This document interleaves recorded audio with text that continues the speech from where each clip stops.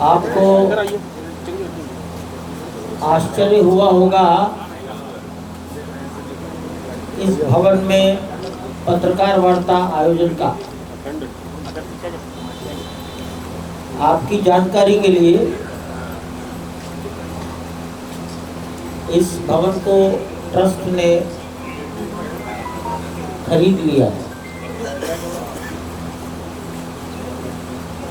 और main road पर होने के कारण शायद आप लोगों को सुविधा होगी, ये सोचा गया।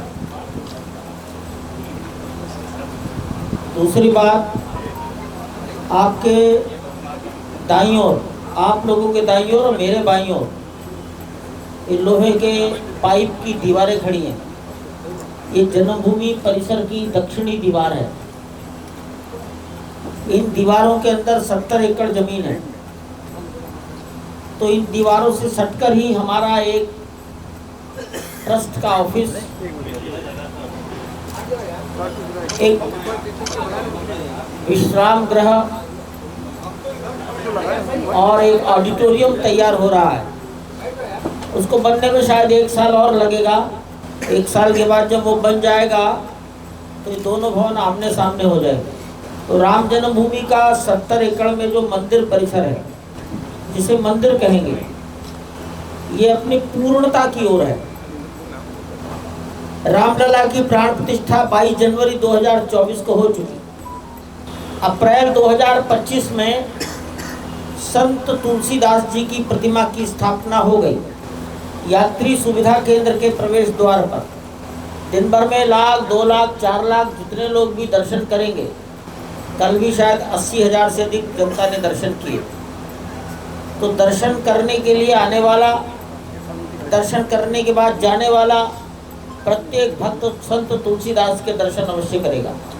जटायु की स्थापना पहले ही हो चुकी है, जनवरी 2024 के पहले।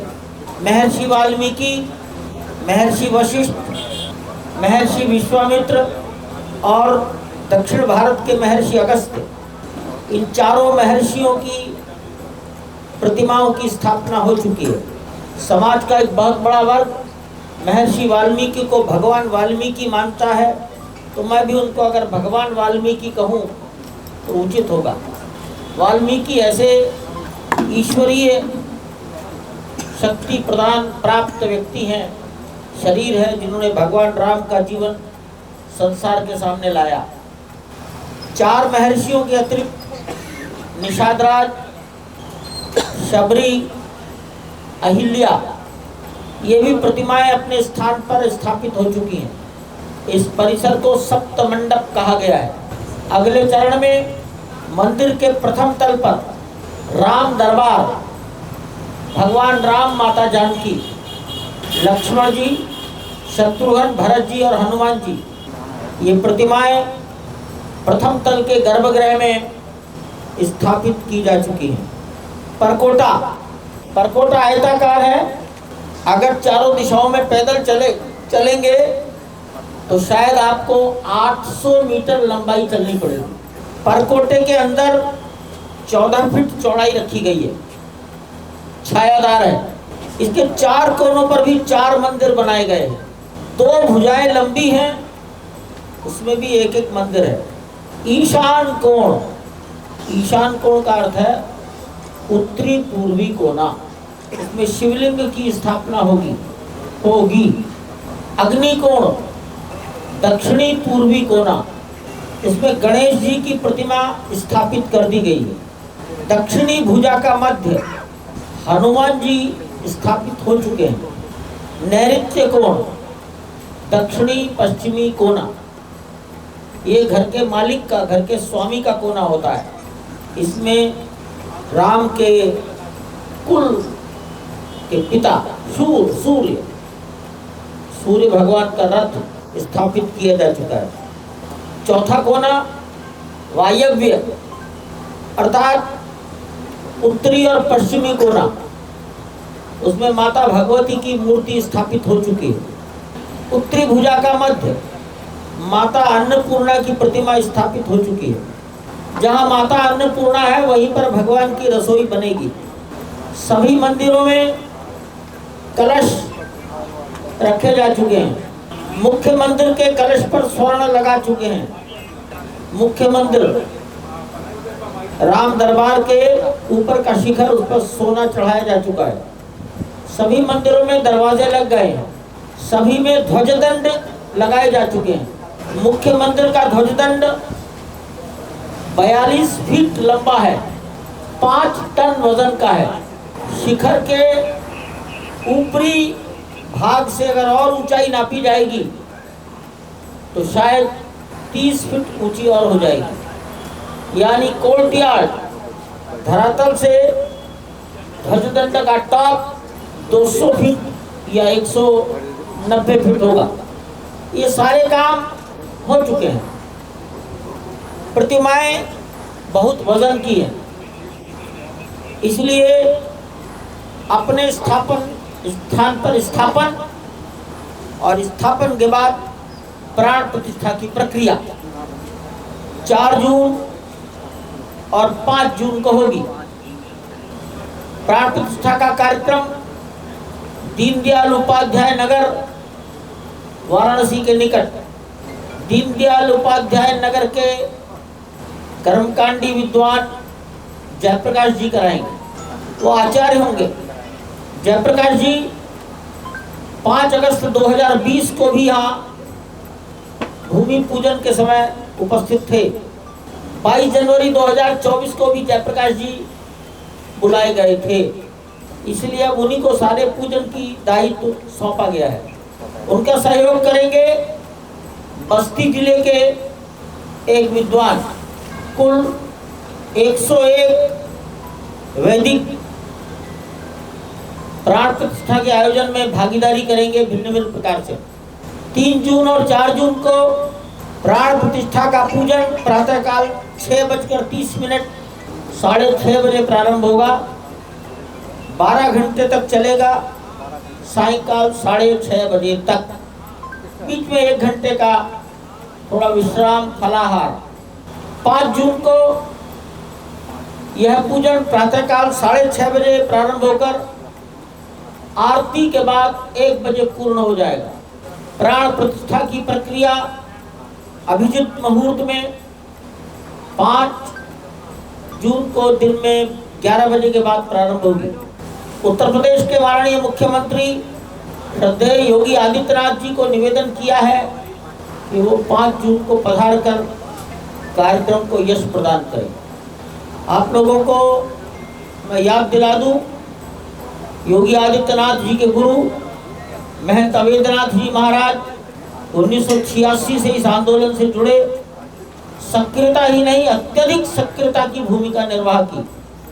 उनके गुरु महंत दिग्विजयनाथ जी महाराज 1949 से इस कार्य से जुड़े थे। योगी आदित्यनाथ जी महाराज की पिछली 2 पीढ़ियां और आज वर्तमान में वो स्वयं इस आंदोलन को जिंदा बनाए रखने के लिए, इस आंदोलन को घर घर पहुंचाने के लिए, देशव्यापी बनाने के लिए सक्रिय बने रहे। इसलिए योगी जी को निवेदन किया गया कि आप निकटतम हैं, आप पधारने की कृपा करें।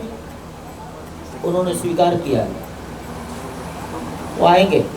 2 जून को माताओं के द्वारा जल कलश यात्रा होगी। सरयू का जल लेकर जल कलश सर के ऊपर रखकर माताएं पुराना आरती स्थल, सरयू का पुराना आरती स्थल, अर्थात सरयू पर जो पुराना पुल बना है उसका पूर्वी तट यानी पूर्वी पक्का घाट, वहां से ये कलश यात्रा अपराह्न 4 बजे 2 जून को प्रारंभ होगी।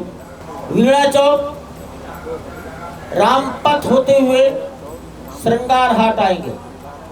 श्रृंगार हाट से हनुमानगढ़ी, बाजार से निकलते हुए दशरथ महल और दशरथ महल के बाद रामकोट बैरियर, रामकोट बैरियर से प्रवेश करके रंग महल का बैरियर और रंग महल बैरियर से प्रवेश करके यज्ञ मंडप पर पहुंचेंगे। निवेदन है आप भी जल कलश यात्रा के समय पुराने आरती घाट पर उपस्थित रहने की कृपा करें। ये प्राण प्रतिष्ठा सब एक साथ होगी, लगभग 7 मंदिरों में एक साथ होगी। अब तालमेल ठीक बना रहे, प्रक्रियाएं ठीक हों, इसके लिए उसको सीसीटीवी कैमरा और स्क्रीन से जोड़ा जाएगा और आचार्य किसी एक जगह बैठकर योग्य संचालन करते रहेंगे। अगला विषय आएगा कि इन मंदिरों में दर्शन, अभी थोड़ा समय लगेगा। हमने मंदिर तो बना दिए, लेकिन परकोटा अभी निर्माणाधीन है। परकोटे की भुजाएं उनको जोड़ना बाकी है। कोर्टयार्ड, वहां से शेष बचे हुए पत्थरों को हटाना बाकी है और इसलिए एकदम ये नहीं कहा जा सकता कि 6 जून से जनता को दर्शन करने दिया जाएगा। अभी यह भी सोचना है कि ऊपर जाने की प्रक्रिया क्या हो। नीचे सामान्यतः 50 से 60 हजार लोग, मेला काल में 80 हजार, 1 लाख लोग, इतने लोगों को पहली मंजिल पर कैसे चढ़ाया जाएगा, ये अभी विचाराधीन है और अनुभव के आधार पर ही इसके बारे में निर्णय करेंगे। अभी लिफ्ट लगना बाकी है, मंदिर के पश्चिमी हिस्से में लिफ्ट लगाई जा रही है। मेरा विषय आज का जो मैंने सोचा था आपको जानकारी देने का, वो मेरा पूरा हुआ है। प्राण प्रतिष्ठा के बाद पुजारियों की ओर से सभी मंदिरों में पूजन प्रारंभ हो जाएगा। केवल जनता दर्शन करने के लिए कब से प्रारंभ कराएं, अनुमति दे, इतना ही हिस्सा विचाराधीन है। सभी प्रकार के दर्शन चलते रहेंगे। आपको मैं स्मरण कराऊं, माननीय प्रधानमंत्री जी भी आए, माननीय मुख्यमंत्री जी आते हैं, राष्ट्रपति महोदय आई। हमने कभी जनता के दर्शन बंद नहीं किए। जनता के दर्शन का मार्ग अलग है, देश के अन्य विशिष्ट लोगों के प्रवेश का मार्ग अलग है, दोनों का कोई विरोधाभास नहीं है। सभी मूर्तियां जयपुर में बनी है।